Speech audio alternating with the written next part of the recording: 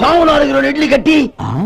ఆహా దానకన్నా తమలాంటి వారు ఉండబట్టే దేశంలో అప్పుడెప్పుడైనా వర్షాలు కురుస్తున్నాయి. ఒరే సొంటి, సోమవారికి మసాలా వడ మసాలా దోశ కలిపి కట్టి. అలనాటి శిపి చక్రవర్తి పేరు విన్నాను, ఇప్పుడు తమని ప్రత్యక్షంగా చూస్తున్నాను ప్రభు. అబ్బో సమ్మగుందయ్యా. ఒరే సోమవారికి పెసరట్టు ఉప్మా అల్లం చట్నీ వేసి ఉప్మాలో జీడిపప్పు బాగా దట్టించే. ఒరే సొంటి, నేను ఇంటికి వెళ్ళొస్తాను, ఫ్యామిలీ వెయిటింగ్.